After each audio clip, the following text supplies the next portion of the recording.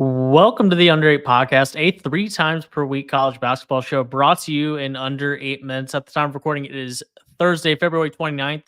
Happy leap year, 6:58 p.m. My name is Josh Mullenix. On today's pod, Caitlin Clark declares for the WNBA Draft. Dalton Connects might just be the best player in the country, and more college hoops action from the last couple of days. It's all right now on the Under 8 podcast.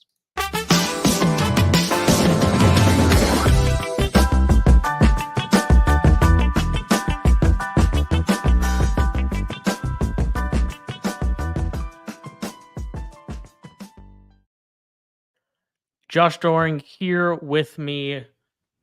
Josh, the all-time leading scorer in women's college basketball history, declares for the WNBA draft on a Thursday afternoon at the end of February. Your instant reaction was? Surprise. Not at the decision, but at the fact that it's now. Sure. I really expected her to go back and forth on this and for this to drag about it's a week or so after the season ends that you have to decide whether you're going to the WNBA draft or not. But I expected this to go about as long as it possibly could. Mm-hmm. And so we can get into the actual decision itself. But to me, what this says more than anything is that she is just fine being a member of the Indiana Fever. Yep.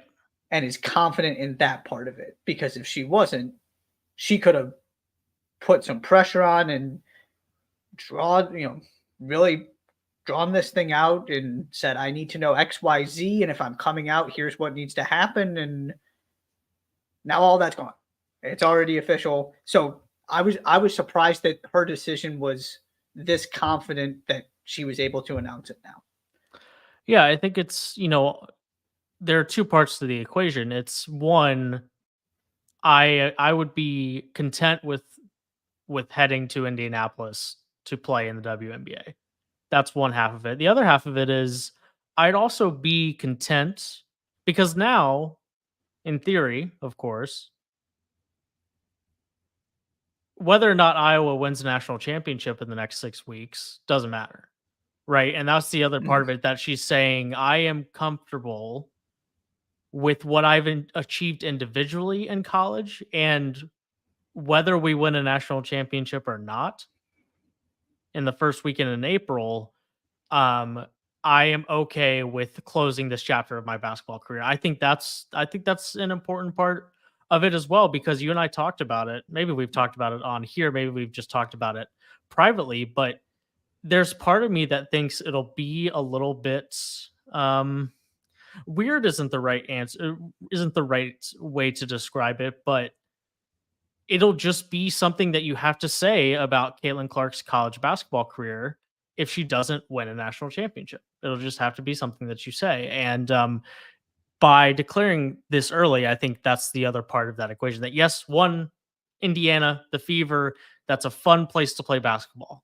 I don't care anybody who Indianapolis, Indiana place, that kind of thing. It's always been a place that has to kind of fight for its reputation. But if you are a high level basketball player in the state of Indiana, you are worshipped, and that can be a very cool thing to be a part of.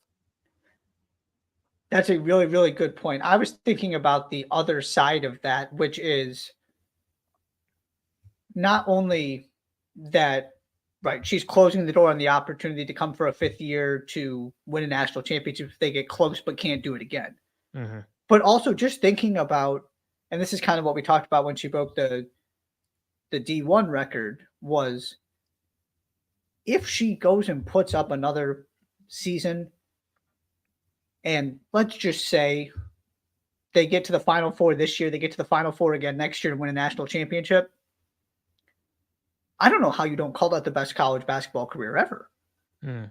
Now, a lot of things would have had to happen, but she could have taken that 5th year because she's done more than just about anybody else in 4. There was a huge opportunity to just run away from everybody else, right? Sure. So you were thinking about it more from this season and not having that opportunity. We're both thinking about the same thing, but just kind of different lenses of closing the door on the option to return and to build on this legacy, which gets to one of the other things I was thinking about, which is this also tells me, and she is correct in this, she has absolutely nothing left to prove in college. Sure. Oh yeah, to be clear, it's not Right. her winning a national championship wouldn't be about proving anything to me. It's just about having to have that be part of the discussion when people are sitting on the couch 10 years from now talking about how excellent of a career Caitlin Clark had at Iowa. Right. And I know that some other people have, we're on the same page with that. But just in general, and maybe not even that part of it as much as just, I don't know that she can get much better. Mm-hmm. Right. There's nothing left to do other than try and win a national championship. And they have an opportunity to do that. And she decided, even if it doesn't work out, I don't want to wait another year to do that. Mm-hmm. For the Fever in particular, and the WNBA side of this, and I'm curious for your thoughts here too. Yeah, this is a perfect fit, right? It's Midwest, and people were even asking her about this when she came to Bloomington, and they lost. Part of this was the environment, the fact that these fans show up for their basketball teams. Mm-hmm. There are a lot of similarities to what she is experiencing in Iowa. You've got that part of it. You've got the fact that you've got a really young, promising team with another big name in Aaliyah Boston. This is absolutely perfect. The Fever needed this, and I can't think of a better home for her that fits her personality and what she experienced at Iowa to ease that transition. The second part of this is everybody's going to talk about the money part of it and NIL and all that. Let's make something very clear. These endorsements are not going anywhere. Yeah. Most people, that is a real concern, unfortunately. Right. And that's not, it's more specific to women, but not exclusive to women, because Zach Edey has to weigh this too. Because Zach Edey is not the same player once he leaves Purdue. Mm-mm. Caitlin Clark is the exact same player, because it had very little to do with the Iowa of it all. And the fact that she is the biggest college basketball star on the planet right now. The only question is how much does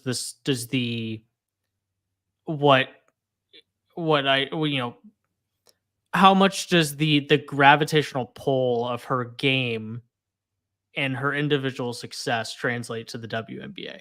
That's the because whether you like it or not, if she's only averaging 21 in the WNBA, she's not as it's different. If she's averaging 30, because right now the women's college game is a bigger deal than the women's professional game. Yes. Oh, absolutely. And so is she the type of star that could transcend that, and her Caitlin Clark being the selling point, not Caitlin Clark in the WNBA or Caitlin Clark in college basketball? It is totally possible, but that would be the only thing that I would say, is that her the transition itself wouldn't take away her star power, but the reality of the situation is that if she is just a solid WNBA player, then the math changes. It just does. Right. She's got to continue to deliver on the ridiculously high bar that she set for herself, for sure. And I'm thinking more short term, because totally it's gonna depend on how she does in the WNBA. You're absolutely right. But just going into next season, totally. The idea of how does she do in the WNBA, doing it in a place where, by the way, Iowa fans can get to Indy pretty easily. Right. She's already got a fan base. I feel like financially it's just not that big of a deal, because people are going to bet on her, because it's proven that is a smart decision. Sure. So, right. Now, does that change in 2 years if this isn't going great, or if she's good but not spectacular? Maybe. I had really high hopes for Sabrina Ionescu, who's an excellent WNBA player. Has she transcended in the way that I really thought she might? No. It's a big question mark. But being bigger than Sabrina Ionescu would still be like, and like that's somebody who has a signature shoe.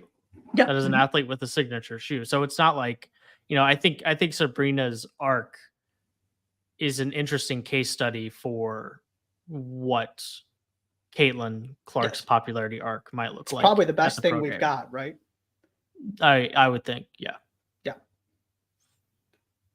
Well, that's 10 and a half minutes on the Underrated podcast on Caitlin Clark. That's very on brand for us. But Caitlin Clark declaring for the WNBA draft, the Indiana Fever have the number 1 pick in the 2024 WNBA draft. Move on to some on the court hoops stuff.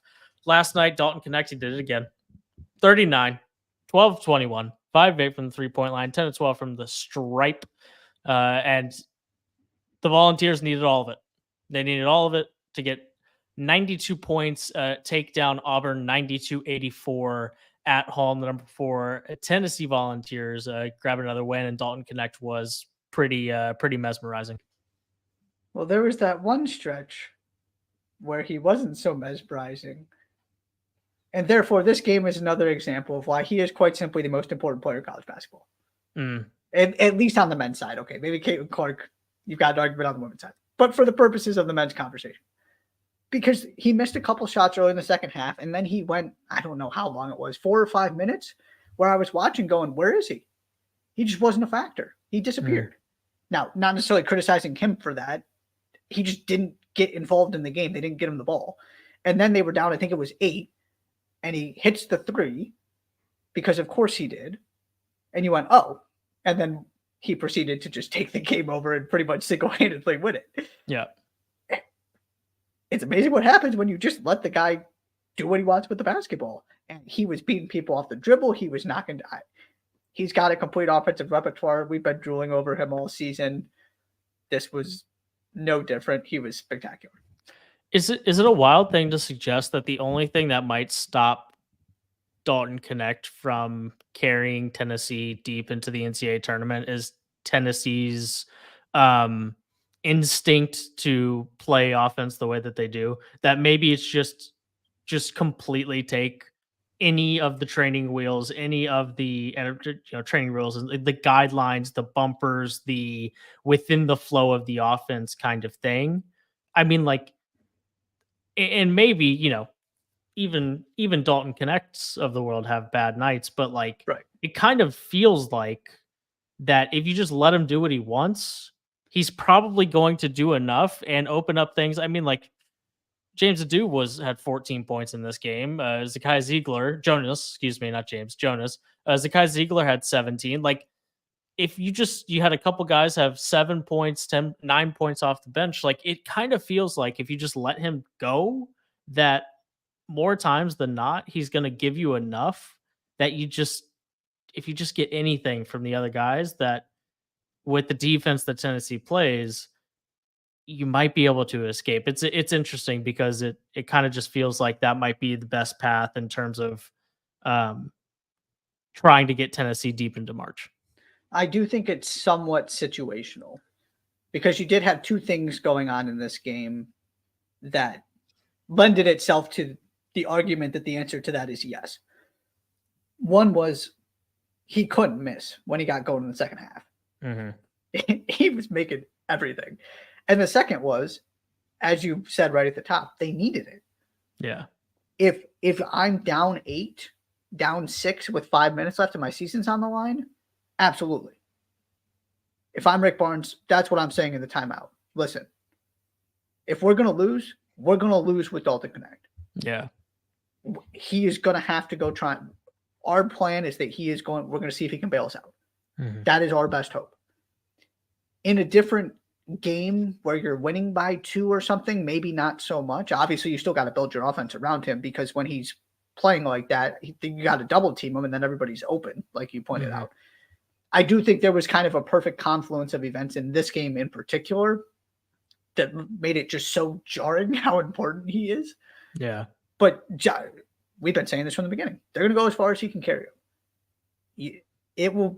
They cannot afford, well, it would be a shame if they lost a game in which you felt like he didn't have the opportunity to bail them out when they needed him. I guess that's where I'll leave it with that.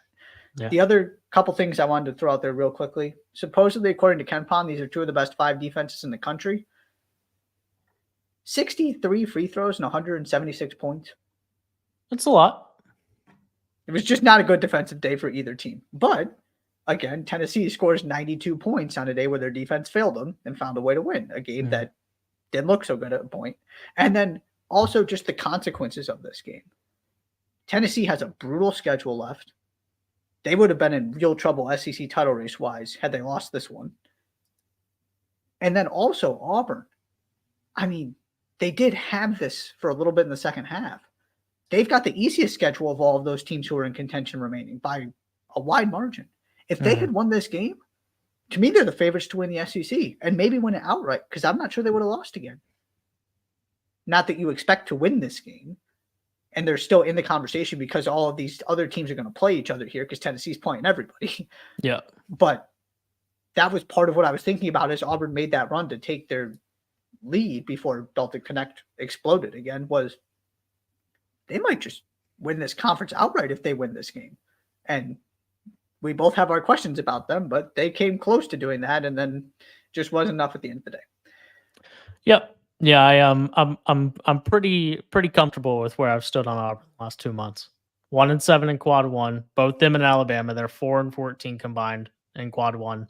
I'm comfortable sitting where I am because they're 2-3 in their last 5, and it was it's a loss to Florida, a loss to Kentucky, a loss to Tennessee, and at some you got to win a bigger chunk of those games to really put yourself in a position. And now, granted, they have 3 pretty easy games left. Like they really aren't that far, like you said, of being completely in the driver's seat. But yeah, you're right. Tennessee has Kentucky, South Carolina, and Alabama left. It's not in that order. I think it's Alabama, South Carolina, Kentucky. I think Kentucky's last. Yeah. Yeah, they've got 3 absolutely massive games to finish the season. Last but not least, on the women's side, in the Big 12, Oklahoma, number 20 in the country, Oklahoma 71, number 3, Texas 70. Sooners sweep the season series, clinch outright Big 12 title. And I have something to say about what this says, Josh, about the women's game and how far it's come. But I want to hear your thoughts on this game first. Yeah. Credit to Oklahoma. We've said this before. But in a season where it feels like we're talking about all of these other Big 12 teams at one point or another, whether it's Baylor's hot start, what Texas has been doing, Kansas State was up there in the top 5 for a while. And the Sooners just wrap this thing up. No big deal. Now, they did catch a lot of breaks at the end of this game through all kinds of different things, be it referees' decisions, be it the amount of times the ball went out of bounds off of Texas. I don't know if I have ever seen possessions extended so consistently by the ball going out of bounds. It was wild. And then also making plays. Lexi Key finally hits the big shot. They get their stop on the other end of the floor. Offensive rebounds. It's not like this was just handed to them. That's not what I'm trying to imply here. It just felt like Texas was going to have this game and that they were the ones in control. And Oklahoma just kept fighting and got the breaks that they needed to ultimately win the Big 12. Love it. Here's my thought real quick, and then we'll get out of here. For a long time, the best team in the conference on the men's side of any conference doesn't always win the conference. It doesn't happen all the time. And I looked quickly through it. Actually, is happening more times than not this year on the men's side. Houston's winning the Big 12, Purdue's winning the Big 10, UConn's winning the Big East. Tennessee is up there in the SEC, UNC in the ACC. So more times than not in this particular year, it is happening the way that we maybe thought it would. But, in the Mountain West, I don't think anybody would tell you that Boise State and Utah State were the 2 teams that were the best teams in that conference. I don't think teams would. Yep, the AAC. And it's not a foregone conclusion. And I think at times it feels like the best team in the conference on the women's side, it's just a foregone conclusion that they're going to win the Big 12. And I think there's, obviously there's still a very, very strong argument that the best team in the Big 12 is not Oklahoma, that it's Texas. And despite that being the case, Texas didn't beat Oklahoma this year, and Oklahoma put together the performance and conference play that they needed and just kept winning basketball game after basketball game. This was a team that just wasn't. I mean, they were 6-4, 6-5 heading into Big 12 play. 6-5. They're 21-7 with 15-2 conference record. Yeah, and which in and of itself is insane. But I think that's an important evolution. For sure. And so that's sweet. Of course, Kansas State, Baylor, also teams that are inside the top 25. That's a Baylor team that has lost 6 conference games and is still a top 25 team. That's also not something that I feel like we talk about all that often.